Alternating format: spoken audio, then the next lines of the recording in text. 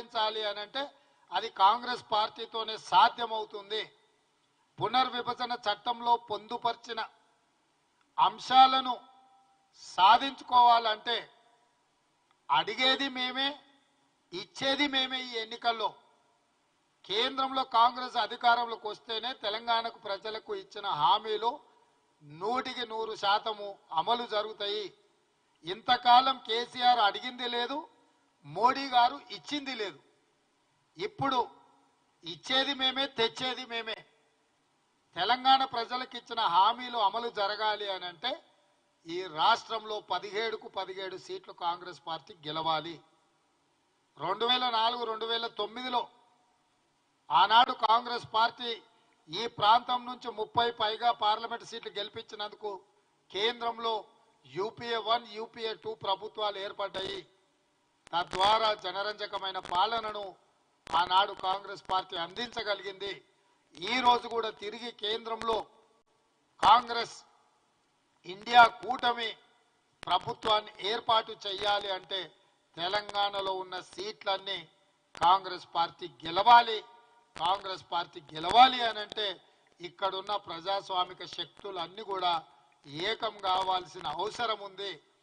KC గారు మౌనంగా ఇంట్లో పడుకున్నాడని కాదు, చీకట్లో మోడీ గారితో చేస్తున్న చర్చలు ఈరోజు బిల్లా రంగాలు మాట్లాడుతున్న మాటల్ని తెలంగాణ సమాజం గమనించి కాంగ్రెస్కు అండగా నిలబడాలి అని ఈ మొత్తం కార్యక్రమాలలో కాంగ్రెస్ శ్రేణులన్నీ కదలాలని ఎన్నికల సన్నాహక సమావేశాలకు సంబంధించి ఫిబ్రవరి 2 తారీఖు నాడు సాయంత్రం ఇంద్రవెల్లిలో మొట్టమొదటి కార్యక్రమాన్ని ఆదిలాబాద్ జిల్లా నుంచి చేపడుతున్నాము. ఆనాడు పిసిసి అధ్యక్షుడిగా బాధ్యతలు తీసుకున్న తర్వాత కాంగ్రెస్ పార్టీ మొట్టమొదటి కార్యక్రమాన్ని ఇంద్రవెల్లి నుంచే మొదలుపెట్టినాం. అక్కడి నుంచే కాంగ్రెస్ పార్టీ విజయ పరంపర మొదలైంది. అదే పరంపరను కొనసాగిస్తూ ఫిబ్రవరి 2 తారీఖు నాడు సాయంత్రం ఈ పార్లమెంట్ ఎన్నికల సమర శంఖం ఇంద్రవల్లి నుంచి పూరిస్తున్నాము.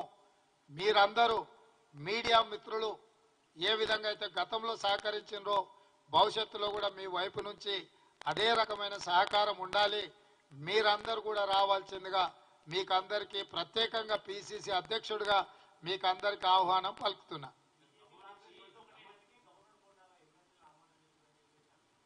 ఇప్పుడు పిచ్చి పట్టినట్టు మాట్లాడుతున్నా. ఈ దేశంలో బీజేపీ కాంగ్రెస్ ఒకటి అవుతాయా? ఎవడన్నా తలుండేవాడు కానీ మతుండేవాడు కానీ మాట్లాడే మాటలేనా? ఈరోజు వాళ్ళు మాట్లాడుతున్న దానికి అర్థమాన్ని ఉండాలి, పర్థమాన్ని ఉండాలి. ఎన్నికైన ఎమ్మెల్సీలు ప్రమాణ స్వీకారం చేస్తామంటే రాజకీయ కుట్రతోని ఈరోజు దాన్ని వాయిదా వేయాలనే ప్రయత్నం చేసిండ్రు. కోదండరామ్ గారి యొక్క ఏమంటారు, ఆయనకున్న గొప్పతనము ఒకరు చెప్పాలనా? తెలంగాణ సమాజం, తెలంగాణ రాష్ట్రంలో కోదండరామ్ గారి యొక్క పాత్రను బీఆర్ఎస్ వాళ్ళు ప్రశ్నిస్తున్నారంటేనే వాళ్ళ భావదారిద్ర్యాన్ని అర్థం చేసుకోవాలి. కాబట్టి ఈరోజు ఆ పార్టీలో వాళ్ళ దొడ్లో చెప్పులు మోసే వాళ్ళని తీసుకొచ్చి కోదండరామ్ గారితో పోచి తిరస్కరించారు, మీకు ఎట్లిచ్చింది అని అడుగుతారు. ఏమైనా అర్థం ఉందా ఏం మాట్లాడుతుండ్రో వాళ్ళు? కాబట్టి ఓటమితో మతిస్థిమితం తప్పి ఉనికిని కాపాడుకోవడానికి, మనుగడ చూయించుకోవడానికి ఇట్లాంటి ఆరోపణలు చేస్తుండ్రు. కాంగ్రెస్ పార్టీలో హైయెస్ట్ అథారిటీ బట్టి విక్రమార్క గారు, రేవంత్ రెడ్డి, మహేష్ గౌడ్ గారు కాదు. కాంగ్రెస్ పార్టీకి జాతీయ పార్టీ, దానికి ఒక సిద్ధాంతము, ఒక నాయకత్వం ఉంది. సిద్ధాంతపరంగా పూర్తిగా భారతీయ జనతా పార్టీ మీద పోరాటం చేస్తున్నదే కాంగ్రెస్ పార్టీ. ఆ భారతీయ జనతా పార్టీని గద్దెదించడానికే రాహుల్ గాంధీ గారు కన్యాకుమారి నుంచి కశ్మీర్ వరకు పాదయాత్ర చేసిండు. ఈ రోజు మణిపూర్ నుంచి మహారాష్ట్ర వరకు వారు మళ్ళీ 2వ విడత యాత్ర మొదలుపెట్టిండు. అట్లాంటి పార్టీ చిత్తశుద్ధినే శంకిస్తుండ్రు అని అంటే కేటీఆర్ యొక్క ఆలోచన, అతని అవగాహన, అతని యొక్క విధానం అర్థం చేసుకోండి. కాబట్టి అట్లాంటి పిచ్చి మాటల గురించి మనం పెద్ద చర్చించుకోవడం వల్ల ప్రయోజనం లేదు.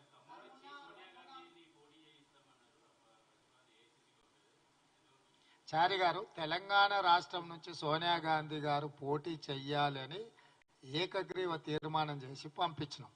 మీరు దానికి ఖమ్మం తోడు చేస్తారు, అది మరి మీరే చెప్పాలి, మీకు ఎక్కడి నుంచి సమాచారం వచ్చిందో.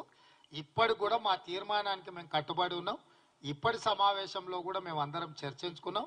ఈ తెలంగాణ రాష్ట్రం నుంచి శ్రీమతి సోనియా గాంధీ గారు రాబోయే ఎన్నికల బరిలో దించాలి. మా బట్టి విక్రమార్క గారు స్పష్టంగా తెలంగాణ సమాజానికి విజ్ఞప్తి చేసిండు, సోనియా గాంధీ గారు నామినేషన్ వేస్తే ఏకగ్రీవంగా ఎన్నుకుంటేనే తెలంగాణ ప్రజలకు ఇక్కడ ఉండే పార్టీలు గౌరవం ఇచ్చినట్టు. సోనియా గాంధీ గారు నామినేషన్ వేసిన తర్వాత వారి మీద తెలంగాణ బిడ్డలు ఎవ్వరూ పోటీ చేస్తారని మేము అనుకోవడం లేదు. మనమందరం, మీరందరూ కూడా సోనియా గాంధీ గారి ఏకగ్రీవ ఎన్నికకు సహకరించాల్సిందిగా మీకు కూడా విజ్ఞప్తి చేస్తున్నాం.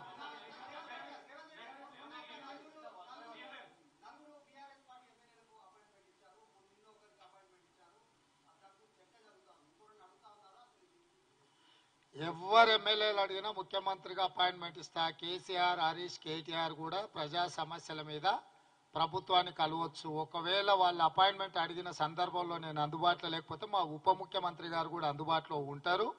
స్పష్టంగా ప్రజల సమస్యల్ని పరిష్కరించడానికి ప్రతిపక్ష ప్రజాప్రతినిధులుగా వాళ్ళు ఎప్పుడైనా రావచ్చు, కలవచ్చు, ప్రజా సమస్యలు మా దృష్టికి తీసుకురావచ్చు. వాటిని పరిష్కరించడానికి ప్రభుత్వం ఎప్పుడు ప్రయత్నం చేస్తూనే ఉంటుంది.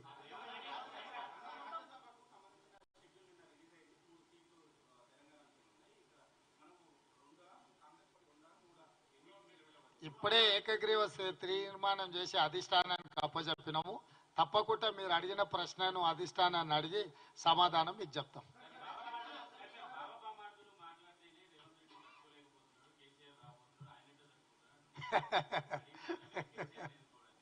మొన్నటి ఎన్నికలలోనే బొక్కలు ఇరగొట్టి బోర్లు పడేసారు ప్రజలు. ఎవరు? ఆయననే కదా వేసింది, ఇంకా వీళ్ళేది చెప్పేది. కాబట్టి ప్రజలు ఈడ హరీష్, కేసీఆర్ లేకపోతే కేటీఆర్ కాదు, లేకపోతే వాళ్ళ మీద నేను కాదు, తెలంగాణ ప్రజలు, తెలంగాణ యువకులు సిద్ధంగా ఉన్నారు ఎప్పుడొచ్చినా కూడా బోన్లు వేయడానికి. కాబట్టి వాళ్ళంతటా వాళ్ళు డబ్బా కొట్టుకోవడం తప్ప ప్రజల దగ్గర ఏముందా? కామారెడ్డినే చిత్తుకోడిపోయాడు కేసీఆర్. ఏది కేసీఆర్ మాట్లాడేది ఏంది, నేను వినేదేంది? పిల్లి శాపనార్థాలకు ఉట్టి తెగిపడుతుందా?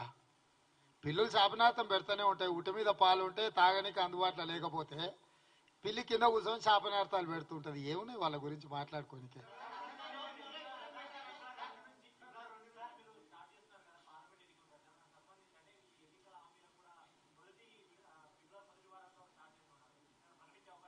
డెఫినెట్గా అసెంబ్లీలనే ప్రకటిస్తాం. అసెంబ్లీ వస్తూనే ఉంది కదా. తొందరలో బడ్జెట్ సమావేశాలు పెడతారు. బడ్జెట్ సమావేశంలో ఆర్థిక మంత్రి గారు వారి ప్రసంగంలో ఏమేమి వారు ప్రవేశపెడుతున్న బడ్జెట్లో మేము ఇచ్చిన హామీలకు సంబంధించి ఆర్థిక మంత్రి గారు వాటన్నిటిని ప్రవేశపెడతారు. పార్లమెంట్, అసెంబ్లీ ఉన్నప్పుడు పార్లమెంట్ ఎన్నికలు రావు. పార్లమెంట్ కూడా నడుస్తూనే ఉంది. రాని ఏమున్నది, 100 రోజుల సమయం ఉండనే ఉంది కదా.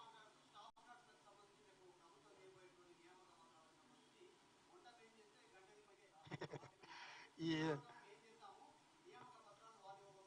రమ్మని ఆయనను కూడా ఎమ్మెల్యేలు అందరిని ఆహ్వానించినాం. ఆయనను కూడా రమ్మని ఎవరొద్దు అన్నారు. ఏమన్నా రేపు అందరు ఎమ్మెల్యేలను పిలిచినాం.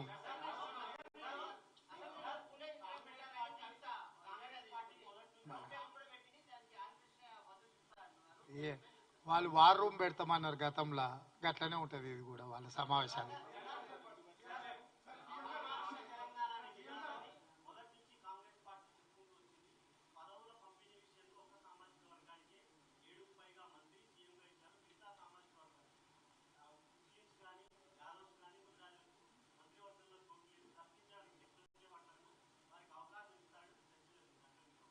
మీరేమంటే మేము కూడా అదే అంటాం తప్పకుండా.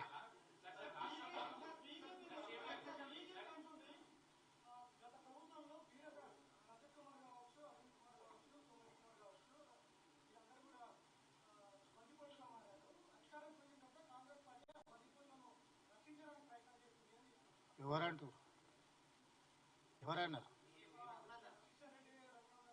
చెప్పండి. వాళ్ళదే కేంద్ర ప్రభుత్వం ఉంది కదా, వాళ్ళని పట్టుకోని ఐఏఎస్లు ఐపీఎస్లో సిబిఐ కింద విచారణ చేయొచ్చు. కేంద్ర ప్రభుత్వం డిఓపిటి వాళ్ళ దగ్గరనే ఉంటుంది, స్టేట్ గవర్నమెంట్ దగ్గర ఉండదు. కిషన్ రెడ్డి గారిని వాళ్ళ మిత్ర బృందాన్ని బందిపోటు దొంగల్ని పట్టుకొని శిక్షించమని చెప్పారు. మేము స్వాగతిస్తున్నాం. వాళ్ళ చేతుల అధికారం పెట్టుకొని మమ్మల్ని అడిగేది ఏంది?